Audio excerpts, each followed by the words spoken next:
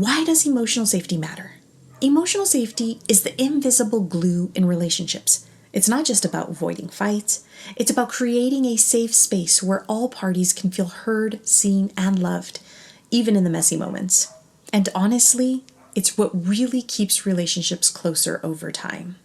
I was reading a Reddit thread where someone shared emotional safety is sharing my soft spots and knowing they're not going to be weaponized later. That's it. That's the heart of it. Today, we're going to take a deep dive into this topic, and we're also going to learn 5 therapy tools to help create emotional safety in your relationships. Hi there. If you're new here, welcome. And if you're returning, welcome back. My name is Raquel Perez, and I am a licensed therapist in the state of Colorado. I work with individuals and people in relationships to help create safety for insight when they feel stuck. And this is where I share insights, helpful resources, and tools like meditation to help create safety for insight. If that sounds like something that you want more of, please subscribe to the channel down below. Also, don't forget to check out the description for some free resources that I have today. I have a downloadable guide to help create safety for insight in your own space, and I also have some worksheets with some journal prompts to create more reflection on the topic that we're covering today. So don't forget to check those out. With that, let's go ahead and dive into today's topic. Insight number 1. Listen without fixing or defending. There was a Reddit post where someone shared, "Sometimes I just want to vent without my partner going into problem-solving mode." This is something that naturally happens in relationships. When our partners come to us with their woes, their sorrows, their difficulties, their pain, it's natural that we want to alleviate that for them. We want to take away the pain. We want to make them feel better. It makes sense because we love them. But the reality is, we can't take another person's pain away.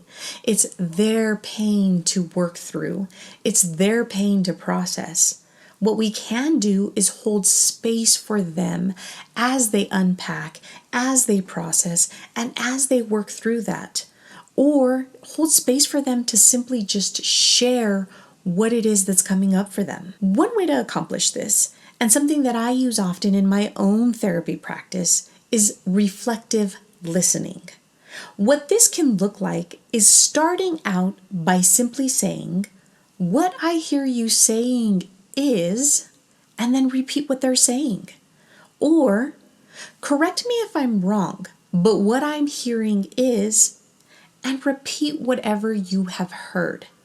This automatically shifts the conversation from one of wanting to fix or defend to one of truly wanting to understand.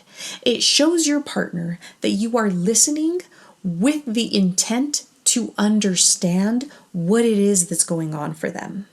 It also takes away the pressure and the desire to want to fix things for them, because now we truly just want to understand. Insight number 2, don't use vulnerability against each other.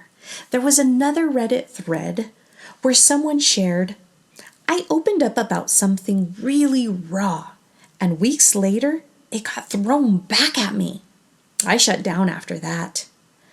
Vulnerability is hard for many of us, if not for most of us. When we go and we start dipping our toes into being vulnerable, we absolutely 100% need safety. And so if we start to share something vulnerable and we feel like it gets thrown back at us later, yeah, we're definitely going to want to shut down, because it reinforces the idea that vulnerabilities hurt, especially when they're shared with someone else. And so we need to keep them inside. A quick therapy reminder: safety is built when vulnerabilities are honored, not used as ammunition.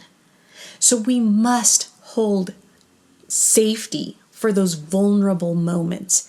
And if at any point we become unable to hold that safety that's needed, it's okay. We're not robots. We're not going to be able to do it all the time. We just leave it and return to it when we are able to hold the safety that is needed for those very vulnerable insights, for those very raw moments and conversations. Insight number 3, acknowledge past wounds. There was another Reddit post where someone shared, some of us are already scared to be vulnerable because of past trauma. Absolutely. Our past experiences shape the way that we show up in the world, and they shape the way that we show up in our relationships.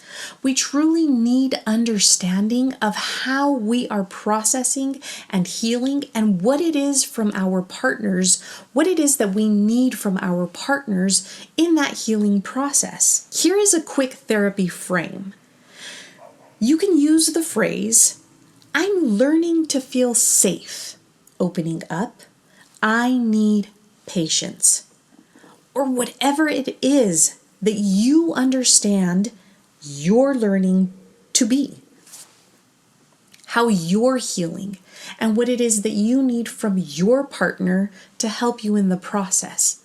Give it a try. Most of us want to be there for our partners. Most of us are going to show up in a very loving and kind way.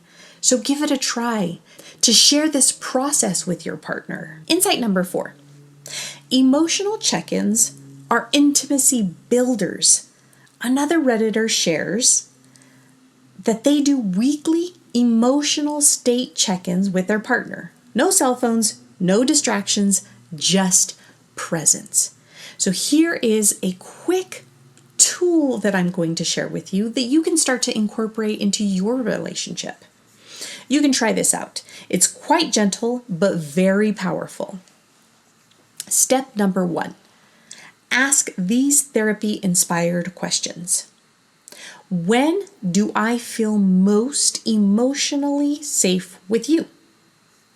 What shuts me down or makes me feel guarded? What helps me open up emotionally? How did safety, or the lack of it, show up in my childhood or past relationships? Step number 2, share it with empathy. For example, you can say, one thing that helps me feel safe is fill in the blank. Or you can try saying, one thing I find hard, but I want to work on is, and fill in the blank. Step number 3, ground it in the body. And with a shared grounding practice. For example, you can take 3 deep breaths, or you can just share 30 seconds of quiet connection. Or lastly, you can simply just hold each other's hands and hold space in that moment. In therapy, this kind of shared presence is where healing truly begins. And for insight number 5, it is okay to ask for help. As a therapist, I can say that you don't need to wait for a crisis to happen to begin to look for support. That can begin at any point in your journey. And also remember that support doesn't just exist in a therapist's office. It also exists in spaces where you create safety for insight. So I urge you and encourage you to find those ways where you can create that safety that you need for the insight that you're looking for. In the comments down below, or in the journal that you have at home, you can try to answer this. When do I feel emotionally safe in relationships? When do I not? You don't have to get super deep in public and on the comments below. Share what feels right for you. I would love to hear from you. Well, friend, that's all I have for this video. If it sparked something in you, please subscribe to the channel down below. I post videos weekly to share space and to share safety for insights. I also share different resources like tools, meditations, worksheets like the journal prompt down below, and also my free guide for creating safety for insight. Don't forget to grab those before you head out of this video. And lastly, I want to leave you with this therapy guided meditation. It's going to help you sit in traumas and also create safety, emotional safety for your relationships and your relationship healing. Until next time, bye for now.